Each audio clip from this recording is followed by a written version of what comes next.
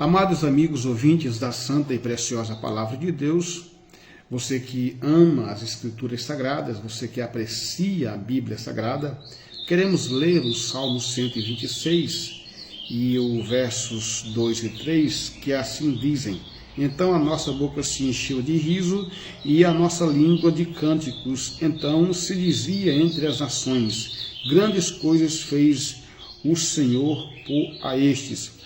Grandes coisas fez o Senhor por nós, e por isso estamos alegres.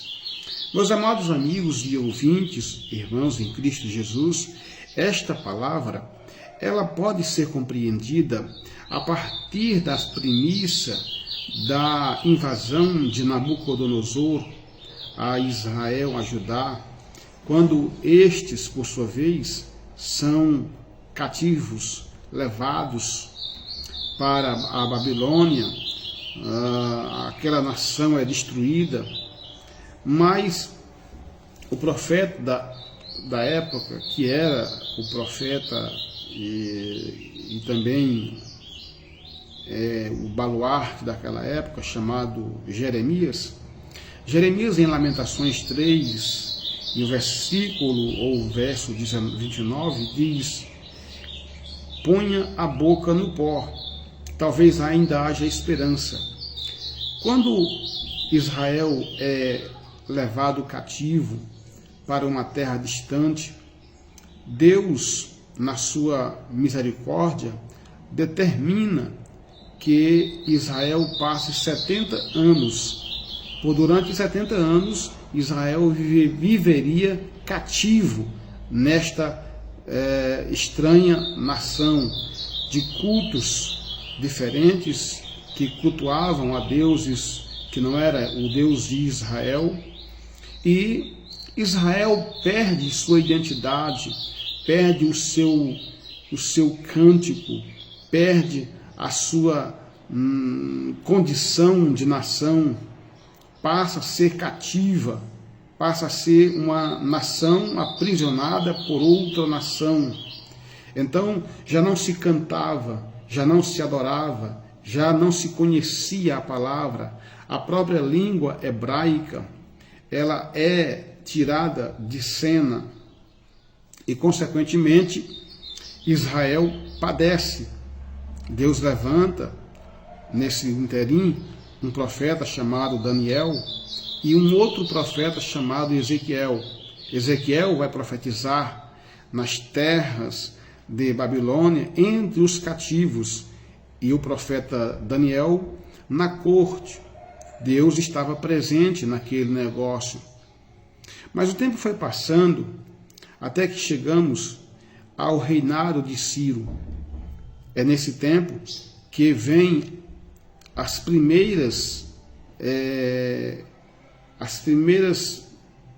os primeiros grupos de israelitas que estão voltando, estão retornando exatamente para a sua terra de origem, para a sua terra natal.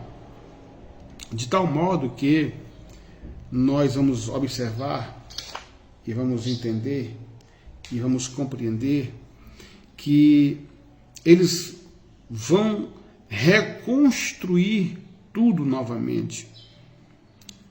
Israel agora está retornando aos poucos, e isso vai se concluir mais precisamente no retorno glorioso de Neemias. Neemias vai erguer, levantar, e isso vai dar novamente identidade a Israel.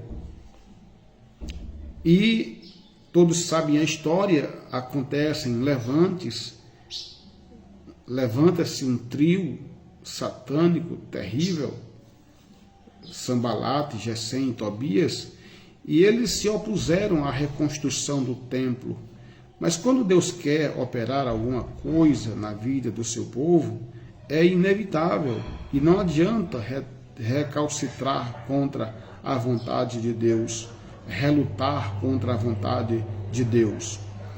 Dessa maneira, Israel volta Israel que havia perdido o culto, Israel que havia perdido a sua forma de glorificar, de exaltar ao Senhor, Israel volta a louvar. Israel está agora subindo os degraus do templo que ora fora destruído. E o salmista, ele escreve este salmo para celebrar o retorno depois de muitas décadas longe do seu convívio, longe de Deus. No capítulo 8 do livro de Neemias, nós vamos encontrar um avivamento sendo realizado, acontecendo, por consequência de que, durante tanto tempo, Israel ficou preso, sem poder cultuar. A palavra havia sido escondida, perdida, e ninguém conhecia a história. Quando Neemias começa a ler o livro de cima de um púlpito de madeira, ele começa a narrar os feitos, tudo o que Deus fizera a Israel. O mar vermelho sendo aberto, os livramentos, grandes coisas fez o Senhor por Israel, a ponto de tornar as nações adjacentes e vizinhas temerosas e respeitavam a Israel. E o povo, quando conheceu a história de Israel, passou a temer a Israel, porque sabia que quem dirigia Israel era o Deus de Israel, era o Deus de Abraão, era o Deus que criou os céus e a terra. Israel punha medo, Israel punha admiração e espanto por causa de ter Deus sempre do seu lado. Chama-nos a atenção que é isso que o escritor vai falar neste salmo. Grandes coisas fez o Senhor por nós. Grandes coisas fez o Senhor por Israel. Desde o livramento lá no Egito, o cativeiro babilônico, o cativeiro sírio, o cativeiro egípcio, outros embates que Israel sofrera, e Deus sempre dando vitória, sempre dando vitória. Então, Deus estava dizendo, mostrando para que Israel viesse fazer uma retrospectiva de tudo o que Deus fizera na sua vida, de bênçãos, de lembranças, de coisas boas, de vitórias, de conquistas e de coisas parecidas. E aí que ele vai dizer: então a nossa boca se encheu de riso. E o escritor narra e explica que as próprias nações adjacentes estavam admiradas pelo que Deus fez a este povo, a tal ponto de, no versículo 3, ele dizer grandes coisas. Primeiro ele cita que o povo gentílico reconhece a grandeza do que Deus estava fazendo na vida do povo de Deus. Agora o próprio escritor, o próprio salmista está dizendo: grandes coisas fez o Senhor por nós.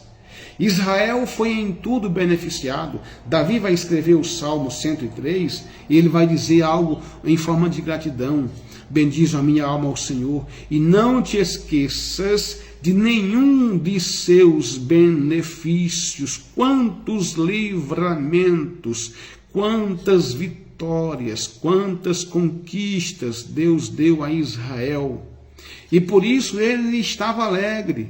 Ele dizia no Salmo 103 que grandes...